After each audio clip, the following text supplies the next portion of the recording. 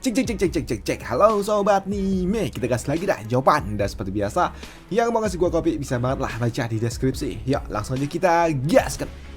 Mereview sedikit dari part sebelumnya. Saat ini Zauvan dia banyak sekali mendapatkan wajingan dari Paman Yuan perihal cinta. Karena saat ini Zauvan dia ragu akan hatinya. Namun setelah mendapatkan pencerahan dari Paman Yuan, pada akhirnya Zauvan dia pun mendapatkan pencerahan dari Paman Yuan akan Dao dan juga jalan iblis yang sesungguhnya. Hingga pada akhirnya Zauvan dia pun tahu apa yang harus dia lakukan. Dia akan pergi menjemput wanitanya untuk dapat menyempurnakan Dao yang dia miliki. Dan setelahnya Zauvan dia pun pergi meninggalkan kamar dari Paman Yuan. Dan ketika Zauvan akan pergi meninggalkan area kamar budak, dia pun mendengar suara seseorang yang sedang berdebat. Dan suara itu menotis bagi Zauvan. Dan ternyata suara itu berasal dari Kuilang dan juga masternya. Dasar murid durhaka.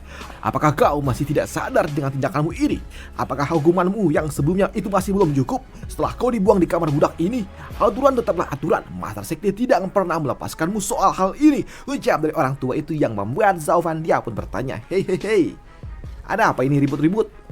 Melihat ada Zauvan membuat orang tua ini dia pun menyapa Zauvan. Namun untuk Kuilang dia pun langsung to the point saja. Dia mengatakan dan juga mengaku kalau ini semua soal wanitanya. Ya itu pelayan Zhao. Kau harusnya tahu kan soal itu. Jadi maksudmu adalah wanita yang ada di sekte Xuantian itukah yang sedang dipenjara itu? Dan karena itu juga kau diancam oleh Xuan Xiaoyu yang pada akhirnya kau malah menyerah di dalam turnamen naga ganda itu kan? Ucap dari Zauvan yang membuat apa? Orang tua ini dia pun shock, kaget dong. Dia tidak menyangka kalau ternyata muridnya tidak ada isi kepalanya. Bagaimana bisa dia menyerah di dalam turnamen naga ganda hanya karena seorang wanita? Kau ini benar-benar gila. Jika saja Master Sekte tahu akan hal ini, Kau pasti benar-benar bukan lagi berakhir di tempat ini. Kau akan dikubur. Ini kutukan, ucap dari orang tua itu. Namun melihat sikap dari orang tua ini membuat Zauvan dia berujar, tetua Ki, tenanglah, jangan marah. Lagi pula saat ini cuma kita bertiga saja yang tahu akan situasinya. Jadi ini tidak akan menjadi masalah. Jadi tenanglah, ucap dari Zauvan yang membuat tetua Ki dia pun dapat bernafas lega. Baiklah, terima kasih pelayan Zhao, ucap dari orang tua ini. Namun melihat masternya yang sudah sedikit tenang membuat Kuilang dia pun kembali berujar, Master, harusnya saat ini suasana hati dari Master Sekte pasti dia sedang baik. Jadi kita bisa meminta tolong kepada Master Sekte untuk berunding dengan Sekte Xuantian untuk dapat membebaskan wanita aku, ucap dari Kuilang yang membuat orang tua itu tambah marah dong. Bagaimana mungkin hal edan ini bisa dilakukan? Kau ini sudah gila. Sekte telah melarang hubungan di antara laki-laki dan juga wanita. Mana mungkin Master Sekte akan menundukkan kepalanya untuk melakukan sebuah negosiasi demi seorang wanita? Gila, kau ini sudah gila rupanya. Lagi pula, sekalipun mereka membebaskannya tanpa syarat, tapi tetap itu akan membuat Master Sekte kehilangan muka, ucap dari orang tua ini yang marah. Dan karena tidak ada harapan dari masternya, membuat Kuilang dia hanya bisa menatap ke arah Zauvan dan memohon, yang membuat Zauvan dia berujar, apa? Kuilang, mastermu itu benar. Sudah, lebih baik kau lepaskan saja daripada kau kena akibatnya. Ini masalah yang merepotkan Kuilang. Kau tahu kan, Hu Yue dia adalah orang yang sangat kejam dan juga egois. Apalagi untuk urusan seperti ini. Tentunya dia tidak akan pernah mau melakukannya. Dan lebih parahnya, kau bisa saja memicu amarahnya. Dan kau malah dihukum olehnya nanti. Sudahlah, jangan cari masalah Kuilang, ucap dari Zauvan. Dan hal itu pun juga dibenarkan oleh tetua Haki. Namun di sini Zauvan dia pun kembali tersenyum dan berujar, Kuilang, kalau kau cuma ingin membawa wanitamu kembali, kau tidak perlu membawa nama sekte. Kau cukup ikut dengan diriku karena kebetulan aku juga akan menjemput wanitaku di sekte Xuantian pula. So, ayo ikutlah dengan diriku. Mendengar hal itu tentunya mengejutkan bagi mereka berdua. Apa? Pelayan Zhao, kau serius? Namun di sini Zauvan dia hanya terdiam saja dan berujar di dalam hati, iya. Memang siapa lagi yang akan melakukan hal konyol seperti ini? Lagi pula aku sudah tenggelam di jalan iblis. Jadi ya memang mau bagaimana lagi kalau bukan aku yang melakukannya, lantas siapa lagi? Ucap dari Zauvan. Yo, botak, ayo ikut dengan diriku.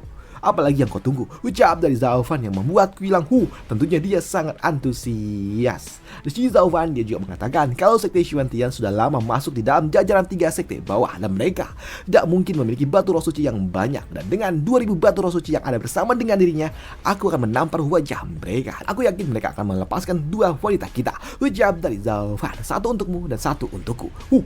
Mendengar hal itu membuat Kuilang dia pun kaget dong. Bagaimana mungkin Zauvan dia mau melepaskan 2000 batu roh suci miliknya hanya untuk wanitanya. Tapi untuk Zaufan dia nggak peduli dengan itu semua. Sudah, itu cuma sebuah batu, jadi nggak ada gunanya, ucap dari dirinya. Mendengar itu tentunya membuat Kwilang dia pun sangat histeris dan juga terharu dengan apa yang diucapkan oleh Zaufan. Bagaimana mungkin Zaufan melepaskan 2000 batu roh sucinya, dan itu membuat Kwilang dia mengatakan kalau dirinya tidak akan pernah melupakan jasa dari Zaufan, dan kelak jika saja ada api ataupun pedang yang datang menemui Zaufan, tentunya dia akan maju untuk dapat melindungi Zaufan. Dan untuk Zaufan, sudahlah, ayo, udah, jangan berlebihan. Udah, anggap saja kau sedang beruntung, ucap dari Zaufan. Sini Zaufan dia juga mengatakan, ya mungkin aja di masa depan kau bisa membantuku, Kwilang.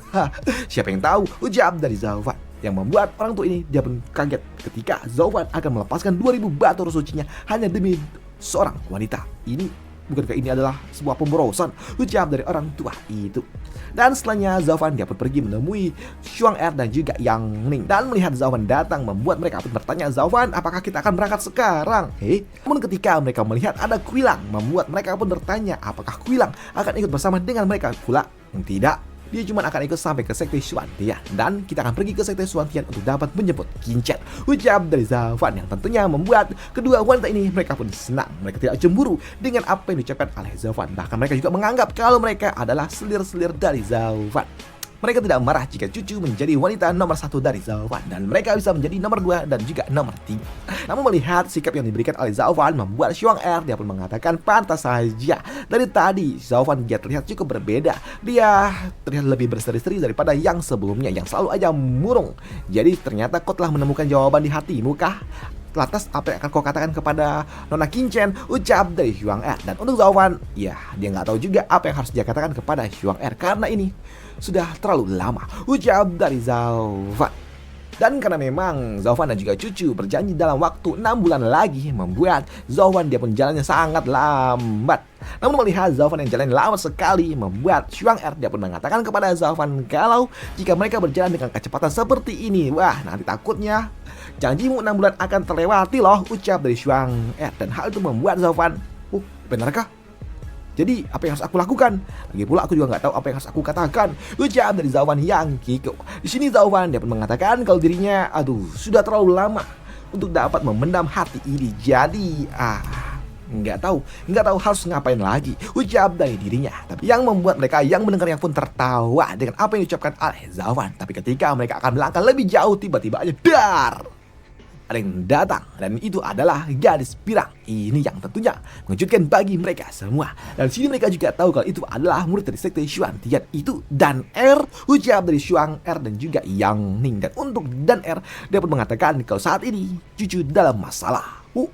Mendengar wanitanya dalam masalah tentunya membuat Zaufan dia pun langsung bertanya tentang apa yang sebenarnya terjadi kepada wanitanya. Ada apa dengan Qin Chen, ucap dari Zaufan. Dan untuk Dan Er dia mengatakan kalau saat ini seniornya Xirahua dan juga Qin Chen mereka akan dijadikan bahan persembahan untuk dapat menyembuhkan tuan muda mereka.